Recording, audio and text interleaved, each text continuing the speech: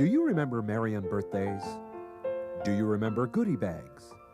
Did you ever own a brightly colored checkered pattern aloha shirt or spend hours riding down the towering sky slide? If so, then you're not alone. The most I can remember about the Checkers and Pogo was just sitting out in the audience and being so excited, raising my hand, going, oh, pick me, please, pick me, pick me. And the donut eating contest. Oh, man, I wish they picked me, boy. Yeah, you was on, yeah? I was on, but look, I even got the guy in my picture. You and your cousins, yeah? Yeah, but check it out. From 1967 to 1982, one local show reigned among Hawaii's keiki. Thousands of children would rush home from school before 3 o'clock in the afternoon to tune in to KGMB. These are just a few of the props, magazines, toys, and shirts sparked by a kids show that made its way into many children's homes and hearts. Well, tonight, take a journey back in time to visit the magic that was Checkers and Pogo. Here comes Checkers, Checkers and Pogo Po. Checkers and Pogo Remember, a very special presentation of KGMB 9.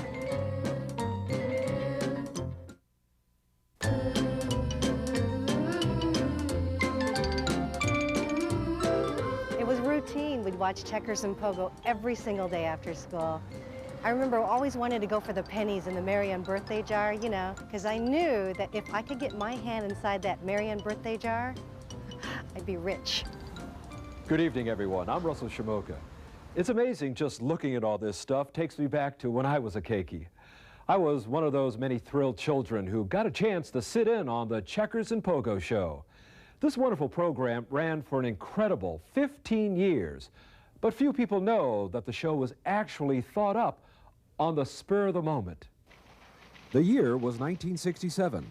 This is the 6 o'clock edition of Channel 9 News and Sports. A time when Bob Seavey anchored the evening news. On Thursday, May 25th, 1967, then KGMB radio program director and zany TV weatherman Jim Weather Eyes Hawthorne was just returning to the station from an on-the-street radio news broadcast on the J. Akuhed Pupule show. As he walked down the hall, then station owner and manager Cease Heftel called Jim into his office and told him that he was interested in putting together a kids show in the afternoons. Heftel suggested that Jim host the show with a woman in a bunny costume. And he says, she can put on a bunny suit and you can be funny with her. So I said, well, let me think about it and I'll talk to you tomorrow. So he said, a bunny, did you say? And he says, oh yeah, she's very good, be great. She has a bunny outfit and everything. I have no idea who she was. I had no idea what I was going to do with a bunny. I wrote a little skit so we could see how it worked. We went ahead and taped it, and both looked at the tape, Cease and I. I said, Cease, I don't think this is going to work. I just can't work with a bunny. Hawthorne's idea was that in order for the show to work, it would have to be done like Laurel and Hardy. His character being the Hardy, he needed to find a Laurel. Station producer Mick Quenzer was a vital part of the show's conception and suggested that the show resemble one that existed back in Phoenix, Arizona, where he'd work, called the Wallace and Ladmo Show.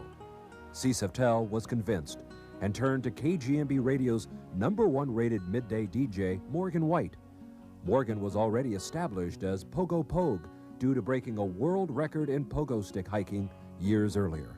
So I was on the air at Radio KGMB, and Cease, in a panic, ran in and says, Pogue, go into the wardrobe, grab you something, and get on the set because we got to get a kid show going. So I went in and I grabbed a funny little hat like that, and a funny little vest like this, and a striped shirt and striped pants. I had whiskers, by the way. They did a test run, and suddenly it seemed to work. Now, this was Friday, and Cease wanted it on the air by Monday. All they needed was a name for the show. For a time, the show was almost called the Weather Eyes and Pogo Show, but Hawthorne thought of something better. Oh, I said, Cease, I've got some glasses here that I just got. They used to call them go-go glasses. So I put the glasses on. These are the very same ones that I had on the original Checkers and Pogo show. Let's call it Checkers and Pogo. and that clicked. On Monday, the first Checkers and Pogo show hit the air. Soon after, Hawthorne and White were seen everywhere around town, entertaining thousands of keiki. Hawthorne told Cease that he thought they still needed something that would identify them as they traveled from place to place.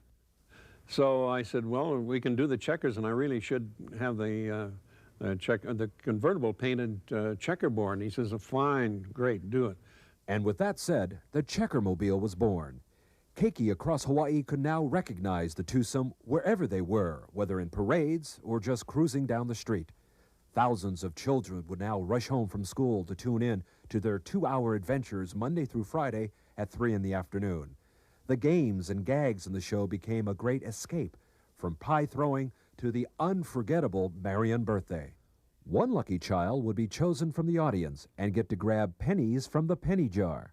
They could reach in and get as many pennies as they could in their hand and bring it out. And they get to keep all of the pennies they were able to bring out. And some of the kids would come up with some pretty weird ideas for getting the pennies. They'd turn it over and then they'd bring it out like this and then try to get 2 hands in there and all this, but it was fun watching them. You know? The show was a phenomenal success.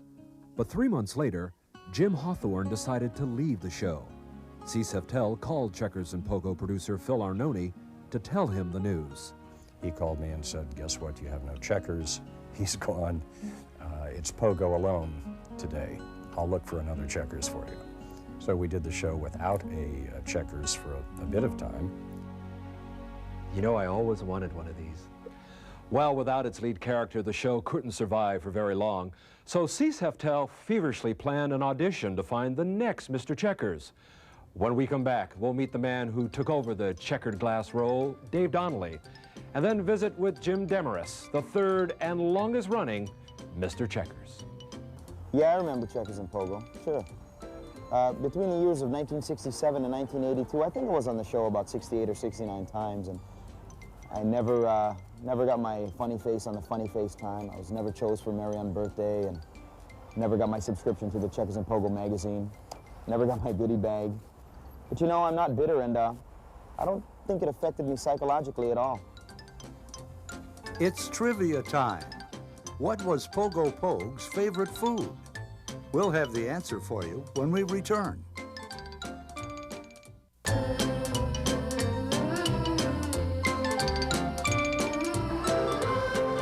When I was in 6th grade at Waianae Elementary School, we had an excursion, and we came to this building here at KGMB to see where they make Checkers and Pogo.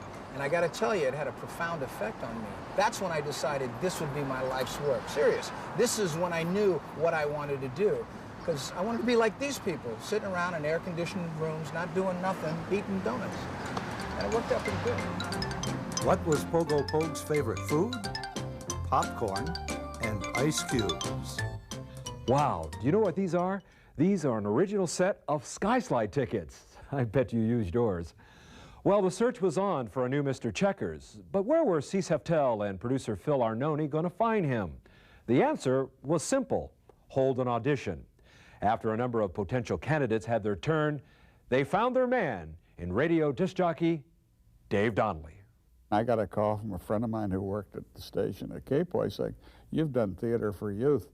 How'd you like to do theater for youth and get paid for it?" And I said, "That sounds interesting." So I came over here, and they did a couple of audition shows. They had different people come in and audition for the role.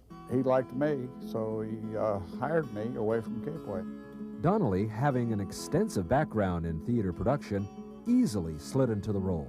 It was a piece of cake for me because I'd worked doing theater for youth. That really helped because I was used to dealing with kids, and performing for kids is great fun, and it takes a certain technique, and I think I fit in fairly naturally. As Jim Hawthorne before him, Dave Donnelly as Mr. Checkers traveled everywhere with Pogue, making personal appearances and making children happy.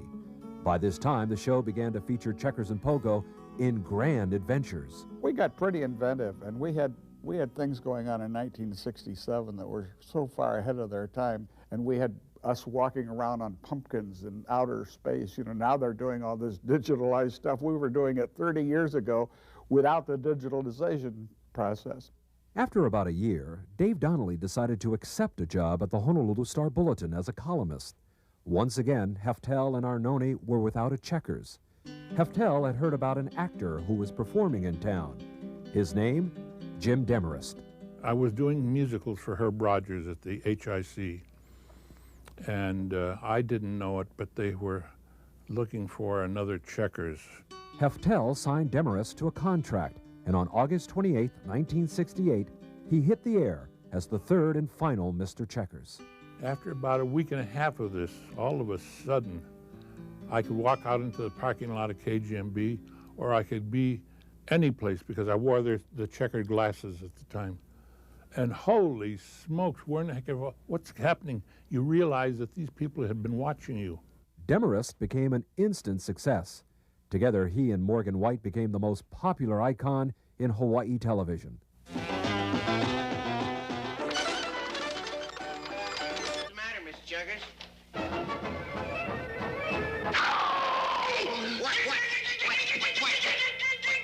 I'm gonna get my nail out of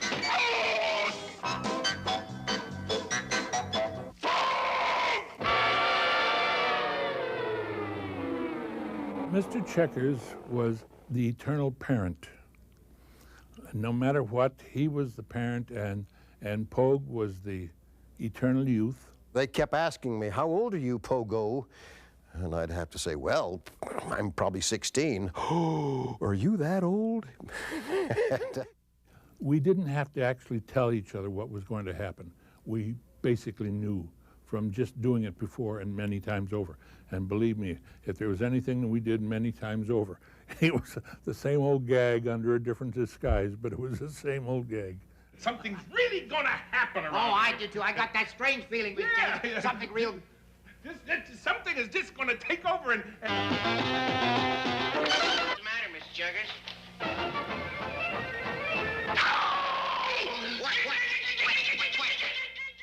Checkers and Pogo were everywhere, at kiddie carnivals, in parades, and were even bestowed the Gifts of Ali'i Award by the Hawaii 4-H Club, given to persons who symbolized the highest type of leadership in Hawaii.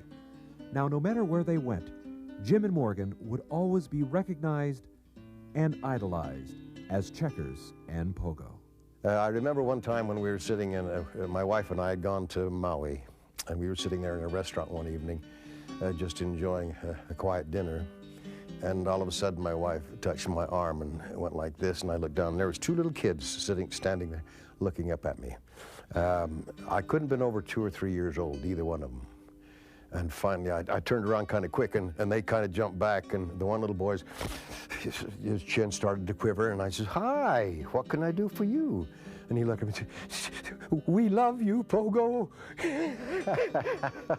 Oh, and of course, that was the type of thing that I wanted to project to the children of Hawaii, and I just kind of scooped them up and gave them a big squeeze. And one day, we had a big circle that we followed, and he went one way and I went another way. And there was a woman who had romper room for a couple of years, but she now was off it. And I saw her, and she had this little child, a little fellow, who could not even hold his head up, but he was more than conscious with his eyes. And I said, "Hello, how are you?" And he started to blab. And I answered as if I understood what he was saying. And all of a sudden she said, "Jim, don't stop. This is the first time he's talked in 2 years." And then Morgan Pogo showed up, and I introduced Pogue to him, and he did the same thing. And when we left to go back to KGMB, we were both crying. We were both weeping like you wouldn't believe it. Little things happen, but it's the people that make the difference. Up next, we'll have a chat with Jerry Cox, better known as Super Spy, Sylvester, and many other supporting characters on the show. And we'll meet Fred Ball, known to everyone as good old Professor Fun. I thought Super Spy was the coolest, and I remember his theme song. It went, "Super Spy, oh, what a spy am I, da da da da da da da da da da da." Where was Super Spy's hometown? We'll have the answer for you when we come back.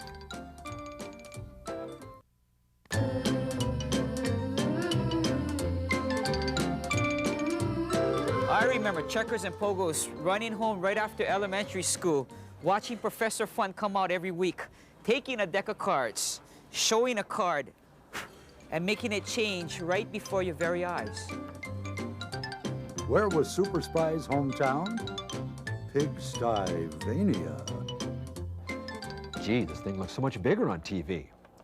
Well, this is the original working effects model of the airship called the Albatross.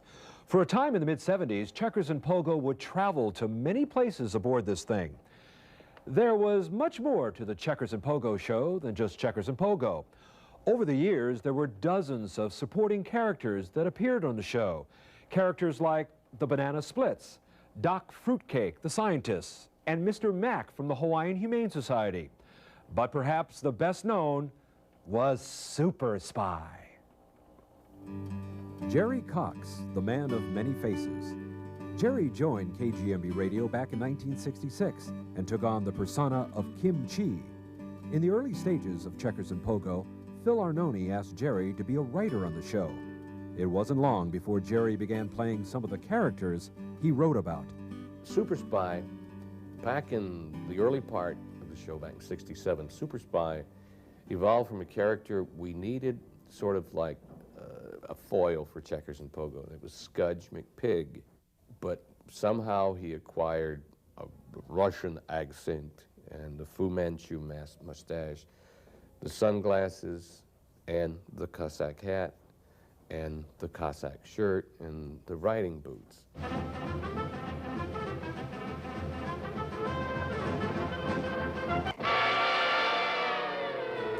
He was always trying to take over the world. He wanted to be #1 kitty star.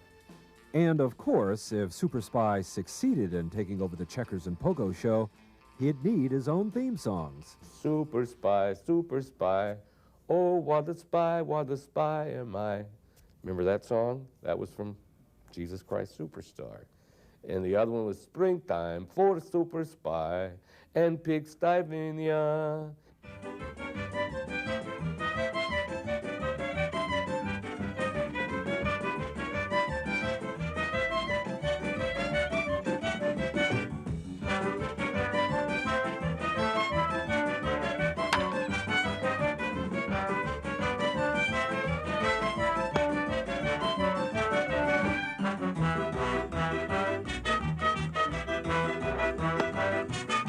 And then there was Sylvester Heftel, the whining, bratty, spoiled kid who was portrayed as the nephew of station owner Cease Heftel.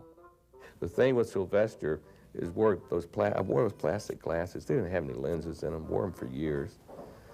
And the wig used it for so many years that I couldn't tell which was front and which was back. He was the nephew of Cease.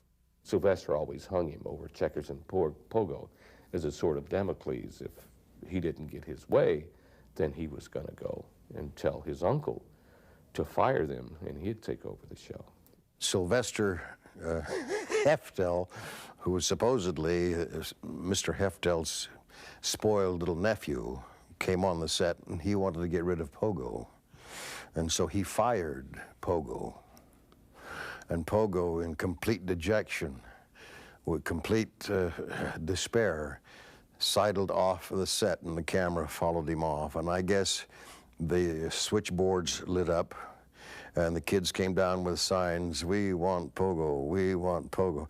And it was very touching to me, because the fact that the kids felt that this was for real to them, you know, and Pogo had been fired, and they probably would not see him again.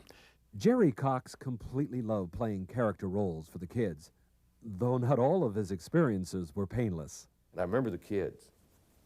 Kids are so funny, and I love to just tease kids. One scene call for me to chase Checkers and Pogo out in the audience with the kids. Well, that was a mistake. That was our first mistake. I never did that again. 2 kids caught me, and one kid just pummeled me in the bollocks, man. It took me about 20 minutes to get my breath back. Take that, super spy, you bad guy. We got him, Checkers and Pogo. He's not going to bother you. Another well-known character that appeared on the program still practices his craft. Fred Ball, known in Hawaii as Professor Fun, got his start on the mainland doing country western shows with Minnie Pearl and Jimmy Dickens. Eventually, he worked his way onto the Bozo the Clown show in Boston. When he arrived in Hawaii, though, it was strictly for education. I came to Hawaii to study general semantics at the University of Hawaii from Dr. S.I. Hayakawa, who was the visiting professor in the summer session. I talked to people like Eddie Sherman and Bob Krause, and they said, well, you're not going to be able to make a living entertaining here. So I said, okay, I won't entertain. I will just pursue my educational career and go into teaching. But then one thing led to another. I had done shows with Sheriff Ken, who had previously been on television here at Channel 9. Fred was asked to come down to KGMB to audition for the Checkers and Pogo show. One performance was all they needed.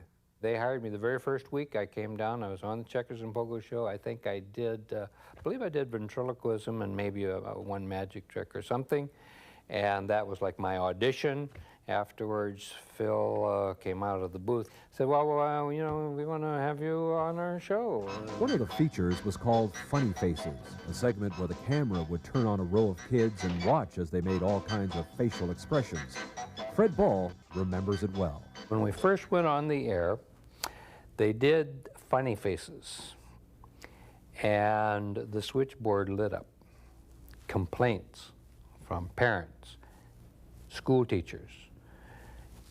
Why are you encouraging children to make faces? We're trying to teach them to behave in school and to not mess around and blah, blah, blah, blah, blah, blah, blah. And there were irate people, and I wondered, well, it looks like that's the end of Funny Faces. But we kept doing Funny Faces on, I think, every show. And eventually the people got used to it, and it became people's favorite. One of their favorite things was the Funny Faces. Professor Fun was one of the people that came in, and he was so successful that we just kind of kept bringing him back as almost a permanent part of the show. He was doing balloon things and trick things, and he was fun to throw pies at because he looked so silly when he hit with a pie. Ah, pie throwing, the staple of the show. Everyone got hit in the face with a pie, though some more than others. And for some reason or other, they felt it was funnier when Professor Fun got a pie in the face than when the other ones did. We were into a lot of pie throwing in that show. When in doubt, get some pies and throw them. That was our motto. And we were in doubt a lot. Pie throwing became a big favorite, except for probably Mr. Checkers, because he received, I would say, a good 90% of the pies thrown were at him.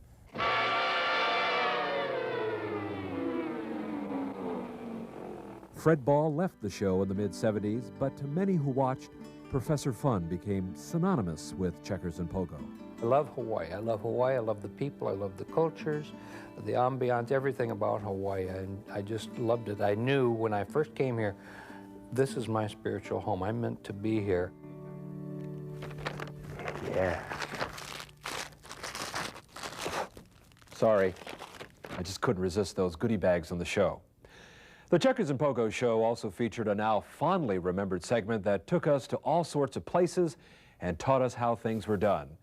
When we come back, we'll rediscover the enlightening stories of On the Go, and we'll meet Graham Driscoll, the man attacked by the hippo in the most memorable On the Go episode. One good thing about Checkers and Pogo was that they were actually from Hawaii, because you saw a lot of television shows as a kid, you know, shows that were produced on the mainland. But this show was actually produced here in Hawaii, and we could relate to that because we are from Hawaii. How many sky slides were there? The answer coming up right after this break.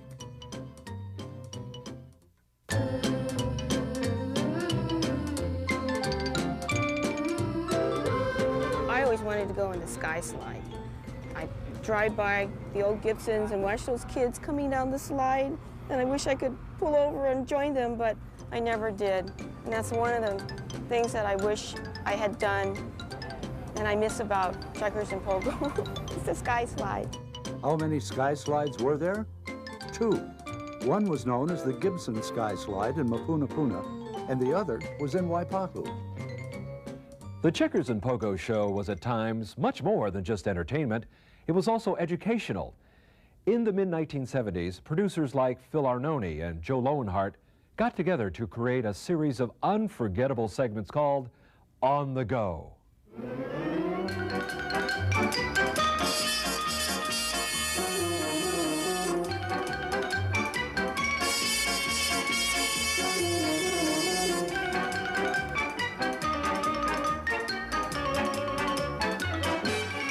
Checkers and Pogo on the go. Who could forget those incredible segments that taught us how bread was made?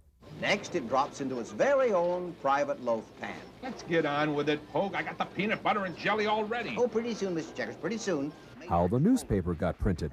Today's paper is about 60 pages long, and in just 12 minutes from now, those presses will have printed 20,000 newspapers. Or how an ukulele was made.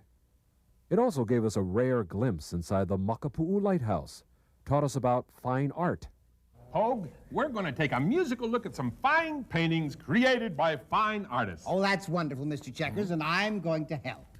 How are you going to help? Well, just watch. Oh, what a land I see before me. And always took us to the zoo. The Honolulu Zoo. That's the home of many strange and wonderful animals. And today we're going to visit one of its loveliest inhabitants, the peacock. Arguably the most memorable on the go was the hippo episode. Producer Phil Arnone and photographer Graham Driscoll were at the Honolulu Zoo filming the brand new baby hippo and its mother. Hippopotamus. Yeah, and there's a baby hippopotamus, one of those too. Yes, Pogue. Everything seemed to be going as planned, but then for some reason, photographer Graham Driscoll was having trouble getting shots of the baby. And we were trying to get it so the mother hippo wasn't hiding the baby from the view of the camera. So I got the okay to actually climb over the fence and get in the pen, which was probably a stupid thing to do, looking back. And so I got over and set the camera up and was pointing it at the hippo and doing various shots of it, close-ups, and trying to see the baby, but we still couldn't really see the baby very well. So Phil Arnone had the bright idea at that point. He thought, well, somehow we could make the hippo move a little bit. So they have this big hose in the pen, which they hose all the, dirt and stuff down with. So he got that and he turned that on and pointed at the hippo. And the hippo kind of looked up and looked around to see what was happening. And as I was the only one who was actually inside the pen, it figured it must be my fault. So it took this great lumbering run towards me. Wow, look out, Graham. Holy Toledo. Look at, hey, she knocked over the camera. Right. Great. Here, we'll show it to you again in slow motion.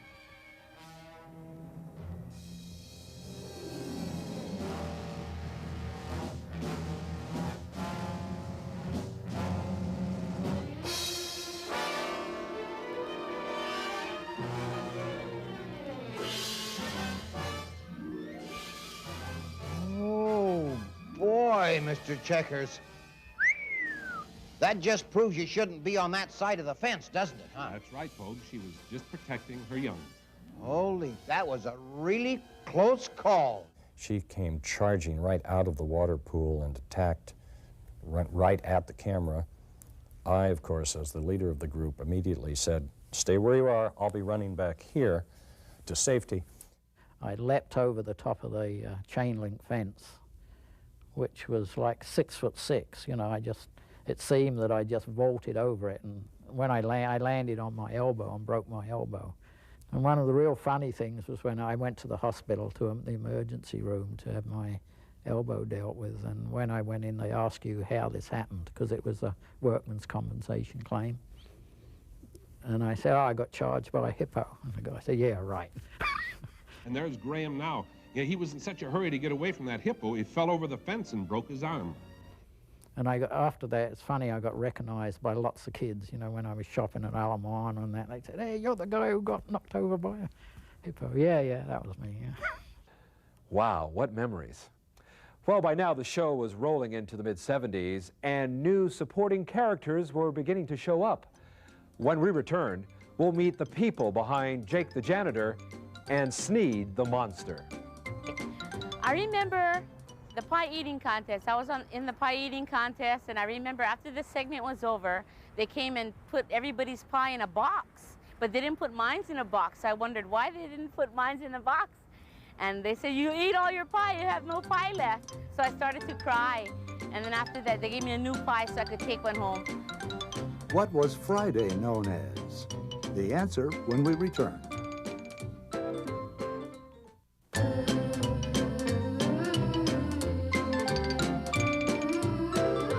Being from Kona, from the Big Island, being on Checkers and Pogo, I was on 3 times now. Really big thing. I remember that somebody getting hit by a pie in the face was, for some reason to me, the most hysterical thing that could happen. I used to get off of school, hopefully early, get home early, just to watch Checkers and Pogo. What was Friday known as? Pie Day. Every Friday, a child was selected from the audience to pie a cast member in the face. In 1977, the producers had left the Albatross behind, and now Checkers and Pogo were in a treehouse. By the following year, Jerry Cox was no longer with the show. Noticing an obvious void, KGMB producer and director Rob Hearn jumped at the chance. He left, and it left the show without any other characters, and I was around, and I said, hey, give me a shot. Let me play some of the characters on that show, and I made up 3 characters. Based a couple of them on other characters that I'd seen, and we went to town. It was fun. It was a lot of fun. One of the characters that Rob played was a bumbling fix-it man named Jake the Janitor. Jake was called upon to fix things around the treehouse, but they never were. Where do you start? Okay. I remember Jim Demarest. He was a good guy. He, the only problem he had was he had a very bad back. As I remembered, it was tough for him to get around, and I'd write bits where he had to get down on his hands and knees and crawl around and stuff. Right, down on my hands and knees. I'm down on my hands and knees. Okay, it says crawl straight forward for 5 steps. 1, 2, 3, 4, 5. Okay. Okay, that's good. Now it says stand up. Stand up? I could have walked over here at that rate. Okay, it's all in the instructions here. You have to follow the instructions. Read. It's a treasure. Take a left face. Left face. Okay, and it says here, now you're facing somebody, ask him where the treasure is. But that's you. Oh, yeah, I know where the treasure is. Well, where is it? It's in the tree over there. Oh, now, wait a minute, there's a secret word you Well, have wait to a minute, Jake. If there's a treasure in this house, it belongs to me. Well, because this is my property. Map. Well, we got to come to some kind of an agreement, Jake. We can't just, I'll tell you what. Yeah. I'll tell you the secret word to get the treasure if you'll give me $10. $10? Yep. It's going to cost you $10 to get the secret word. Well, it's a treasure, Jake. Yeah, it's a That's treasure. my last $10, Jake. It better be good. Okay, now the secret word Yeah. is boysenberry. You go up to the tree and you say boysenberry. Go ahead and find it. See what it is. Boysenberry! If Jake looks familiar, that's because Rob still plays a version of the character to this day. Jake the Janitor played on Checkers and Pogo. Then a couple of years later, he evolved into Henry the Janitor in the Fun Factory commercials. And I've been shooting those ever since. We've done 19 years of Fun Factory commercials, and we've made 110 to date. And we're still shooting them. And I got to keep my hair long. I can't get a normal haircut. And it's because of Checkers and Pogo. Hey, here's Granny now. Oh, easy, Gran. I played a character called Granny Garbanzo. I had a mustache at the time, so I dressed up as a woman and I had a mustache, and all the kids obviously could see right through it. The witch jumped out from behind a tree, grabbed Tommy by the nose with a pair of pliers, and dragged him into a pit full of spiders. Oh! Oh, I scared myself. Oh! Oh, I think Granny's gonna be ill. I also played a clown called John the Clown who wasn't funny, and this character was based directly on a character from the Wallace and Ladmo kiddie show out of Phoenix, Arizona. Hi there, John the Clown. All right, I'm here. Here, hang on to that.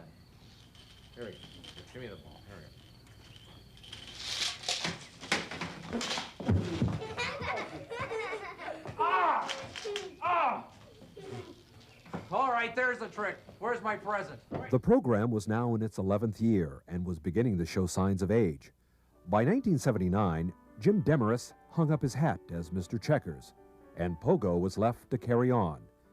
So, rising local entertainers like Freddie Morris, who had first performed on the show as a kid, was now being called back to lend his talents. Good. Mr. Checkers has been gone for quite a while. You didn't know he had left. I did not know that. No, but we still got Narc Booby, and we still got a hand here. You got the Narc Booby? Yeah. Oh, yeah? I think Archie would like to see them, because it's been a while since he's... You like Narc Booby, Art? Yeah. A wooden head like you, like a termite? Okay, watch it. They're my friends. All right, let's... Another addition was a woman named Lorena Jones, who had watched the show as a child. Back when she was in the 6th grade, Lorena dreamed of being one of the many kids to get on the show. But wouldn't you know it, there was a huge waiting list. You know, I kept sending my name in and sending my brother's name in, and nobody made it on the show. So I got too old to be on the show, and I was really, really bummed.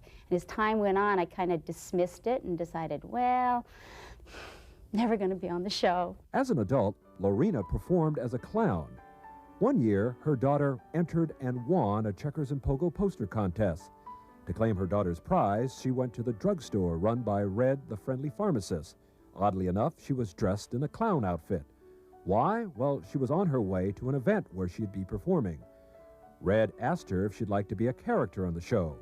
Excited and overwhelmed, Lorena said yes and dug through an old box and found a costume that she had used a few years earlier. My character was the Sneed, and he was a recycled creature that was originally designed as a Halloween costume. Sneed! What are you doing? You don't like popcorn? I don't? No, you don't. Yeah, go spit it out. You like garbage instead. Are you sure? Yeah. Wait, let me see. That tastes like garbage. Yeah, go get garbage. We labeled him as about 3 years old, so he was still having teething problems since he didn't have any teeth at all.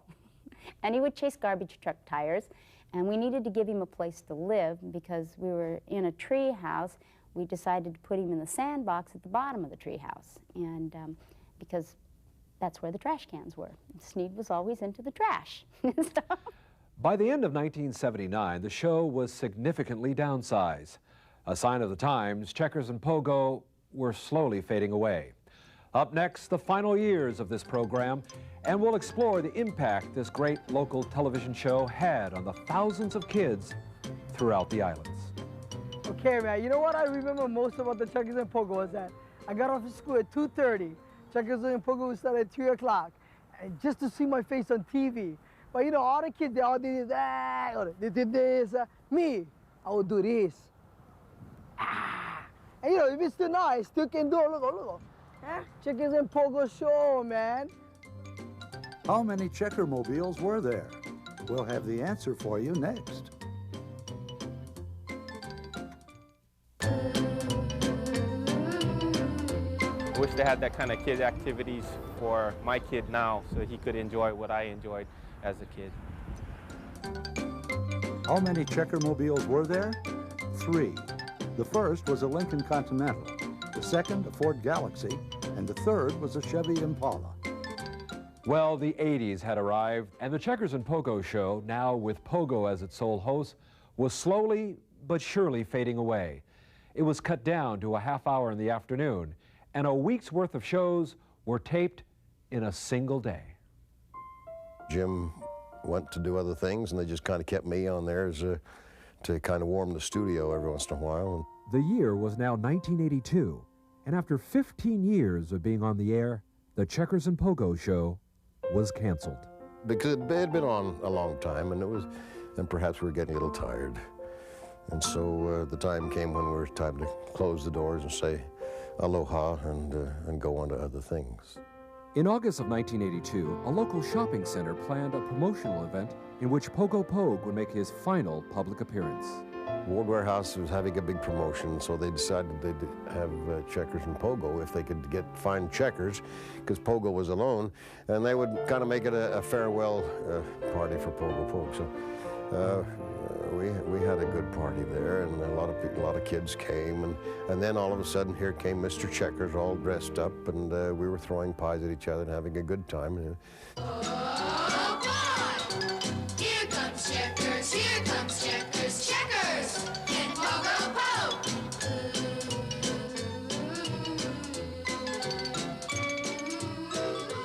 Morgan White, better known as Pogo Pogue, brought smiles to the faces of youngsters.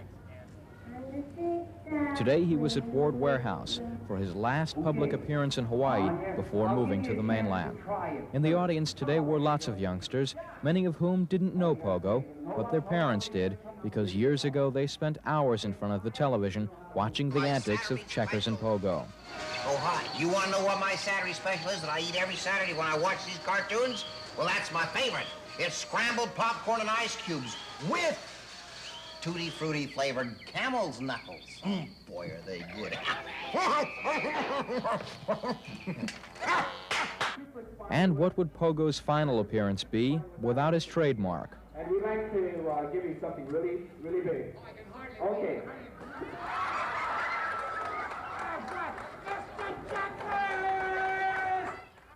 After the show, a thoughtful Morgan White talked about his final appearance. Could. It's a mixed emotion. You know, how do you draw a curtain on 14 years of love and fun? It's difficult, but I feel that it's time to make another move and get back to my family, which is on the mainland, so it's a very difficult thing for me to do. And before leaving, Pogo had one final thought for his fans, especially the young ones. I want to express my love to you, and I will be thinking about you every day for the rest of my life, and I'll have a warm feeling right down here because of you. You've made an old man very, very happy. And with that, Checkers and Pogo sailed off into Hawaii's history. I think it was just an afternoon to laugh, to, watch cartoons, to escape, to try to, that was what I wanted to do, visually, as well as with music and the characters. The kids, I would say, probably went from 2 or 3 to 43, because I think we had a lot of adults there. And I kind of think we may have made impressions on each of those age groups. I took to the kids and I really enjoyed it. I deeply miss the kids, the keikis of Hawaii. In fact, I've had people tell me before I left the islands about how much they enjoyed having a hero. Santa Claus could be down the street, and if Checkers and Pogo showed up, we outdrew Santa Claus 55-1. I was real pleased to be a part of it. It was an exciting time in television, an exciting time for me, for all of us on there, to learn about doing live television. Not a day goes by but what somebody recognizes me on the street or in their business or in their home or something and says how much they love the Checkers and Pogo show and how, boy, those were the good old days. And they try to explain to their children all about what the Checkers and Pogo show was all about and how much they loved it. People have always talked about Checkers and Pogo because for a lot of us, it's part of our childhood, it's part of growing up. If people can, even at this late date, identify with some affection and some awe and appreciation of the characterization of Pogo and Checkers, why then it's been all worthwhile for me. The Checkers and Pogo show became an important icon in Hawaii's television history and made a significant contribution to Hawaii's culture. Today, there are thousands of people in Hawaii and abroad that reminisce about the good old days, a time when they could count on the Checkers and Pogo show to be there for them whenever they needed to escape and laugh. We will always remember Checkers and Pogo. I'm Russell Shimoka. Thanks for joining us Good night, everyone.